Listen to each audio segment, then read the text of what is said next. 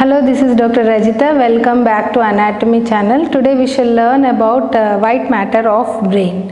White matter of brain, which forms the central core of the cerebral hemisphere, and the periphery of the cerebral hemisphere is formed by the grey matter, and central core is formed by the white matter, which occupies the greater part of cerebral hemispheres.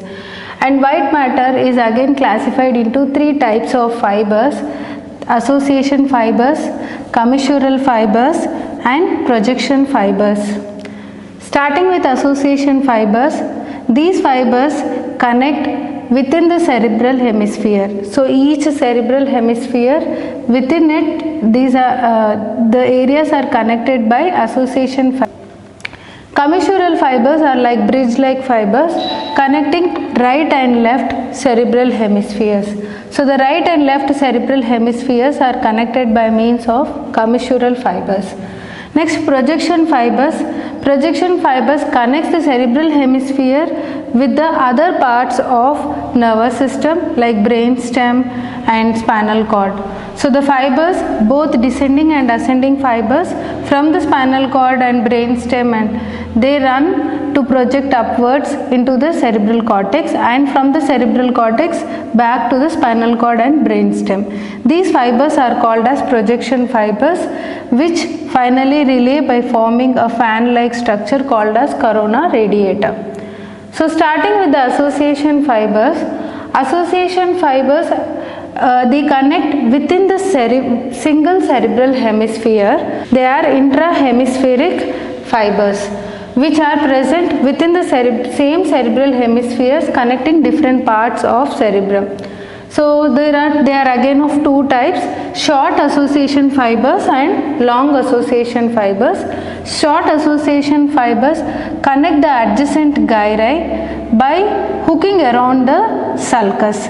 They are like arching over the sulcus connecting the adjacent gyri. So they are also called as arcuate fibers or short association fibers. Next we shall see about the long association fibers. Long association fibers connect different parts of the same cerebral hemispheres little farther apart, like different lobes, frontal lobe to occipital lobe, or parietal lobe and temporal lobe, and so on. So for example, uncinate fasciculus. Uncinate fasciculus connects the orbital part of the frontal lobe to the temporal pole by hooking around the lateral sulcus, stem of lateral sulcus. This is called as uncinate bundle or uncinate fasciculus. Superior longitudinal fasciculus.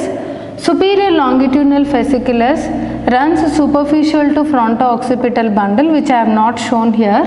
It runs from the frontal lobe and it connects to the occipital lobe and the temporal lobe, which it is the longest association fibers are superior longitudinal bundle. Next we shall see about fronto-occipital bundle. Fronto-occipital bundle connects the frontal lobe to the occipital lobe and temporal lobe, which lies deep to or below the superior longitudinal bundle, and both these fasciculi are separated by corona radiata. Next about the inferior longitudinal bundle. Inferior longitudinal bundle connects the temporal lobe to the occipital lobe. The last about the cingulum. Cingulum is an association fibers which are also called as limbic association bundle because it connects the various parts of limbic system, and it runs within the cingulate gyrus, and it runs around the corpus callosum, winds around encircling the corpus callosum, and runs further into the parahippocampal gyrus like a girdle. So it is called as cingulum. Girdle means cingulum. So that is about the association fibers. Next we shall see about commissural fibers. Continuing with the commissural fibers, the commissural fibers are bridge-like fibers connecting the two cerebral hemispheres.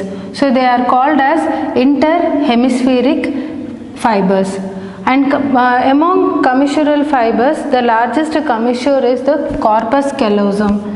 The other commissural fibers are anterior commissure, posterior commissure, habenular commissure, hippocampal commissure. So beginning with the corpus callosum. Corpus callosum is a large band of white matter presenting in the floor of longitudinal fissure, median longitudinal fissure connecting the two cerebral hemispheres.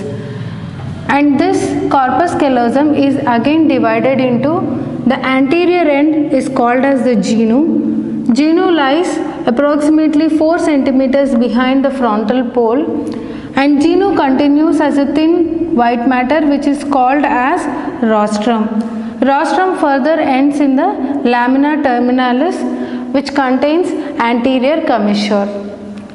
And genu continues to form the central part, which is the main part forming the roof of the lateral ventricle, called as the trunk or the central part of corpus callosum.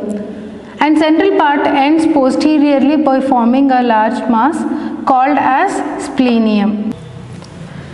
The concavity of the corpus callosum is connected to the convexity of the fornix by means of septum, which is called as septum pellucidum. Septum pellucidum is a thin layer which separates the two lateral ventricles. So these are the parts of corpus callosum: genu, rostrum, trunk and splenium.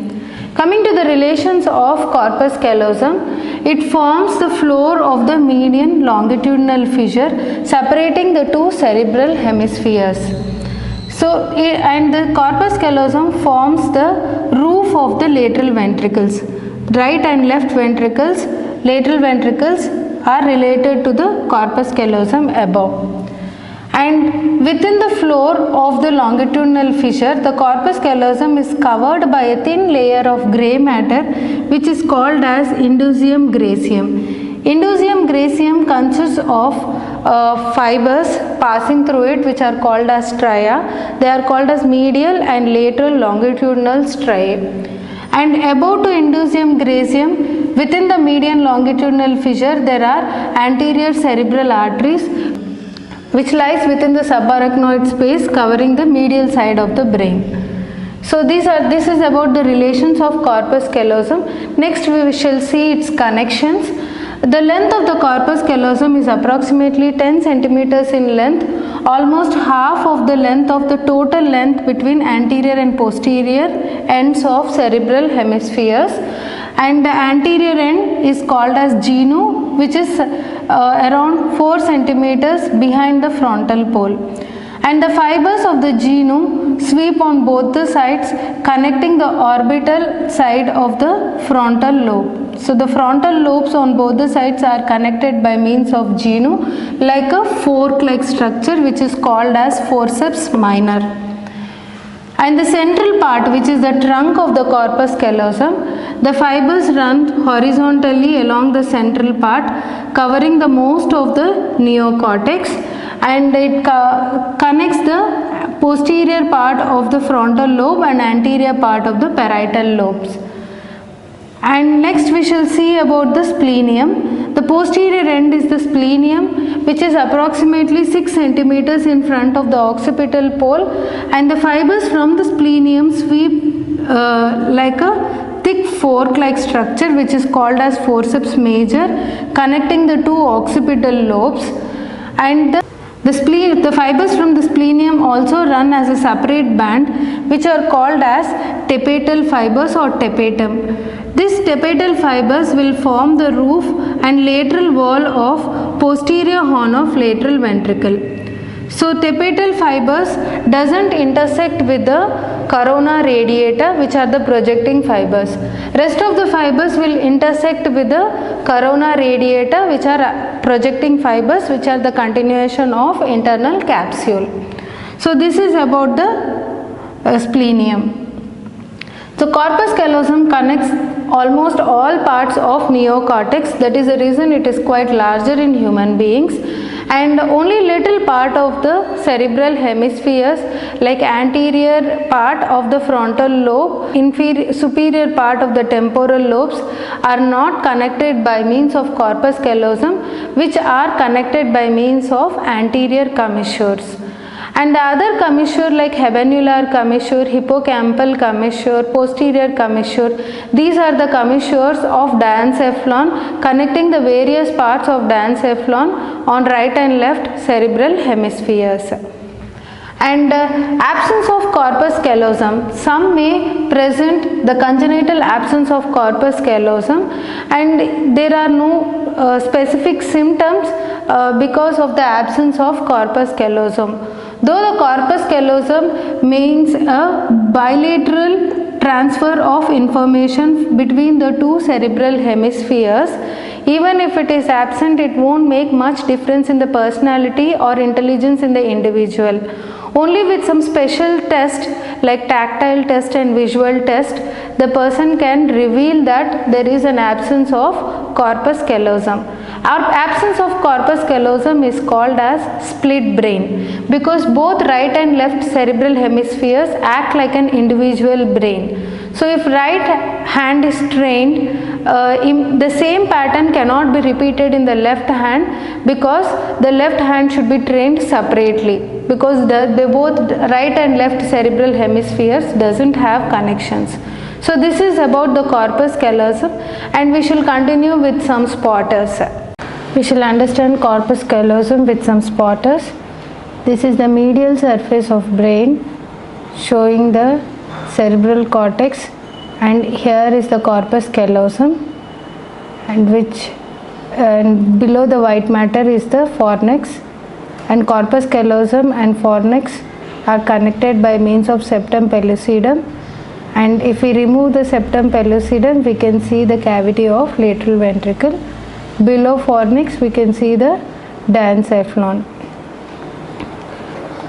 The corpus callosum is related to cingulate gyrus above, and it is separated from the cingulate gyrus by means of a sulcus which is called as callosal sulcus. This is the superior view of corpus callosum. If we take a horizontal section of cerebral hemispheres showing the connections of corpus callosum, the anterior end is the genu and the posterior end is the splenium. Genu lies 4 cm behind the frontal pole, and splenium lies 6 cm in front of the occipital pole, and fibers on the either side connecting the most of the neocortex.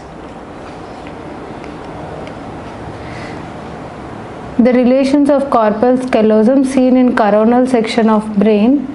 In coronal section, if the section is taken like this, we can see the corpus callosum forming the floor of median longitudinal fissure, and below the corpus callosum we can see the cavities of lateral ventricles, right and left lateral ventricles separated by means of septum pellucidum, and below the lateral ventricles we can see the mass of thalamus, and a slit-like gap is the third ventricle.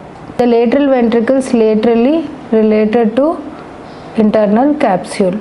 So here is the corpus callosum in coronal section connecting the two cerebral hemispheres. In medial surface, sagittal section, the corpus callosum, anterior end is the genu, posterior end is the splenium, and the center part is called as the trunk or the central part. The fibers which are running in the corpus callosum are commissural fibers. Spotter number 1, the pinned structure is identified as corpus callosum. The type of fibers which are running in it are commissural fibers. These are the parts of corpus callosum. 1 is the central part of the corpus callosum, and 2 is the genu, and 3 is the splenium of corpus callosum. I hope you all like my session. Please like, share, subscribe and press the bell button for further notifications. And in the next session we shall continue with the internal capsule, that is projection fibers.